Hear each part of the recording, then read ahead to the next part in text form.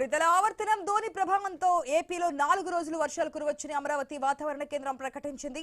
గంటకు 50 కిలోమీటర్ల వేగంతో ఈదురుగాలులు వీయొచ్చని తెలిపింది.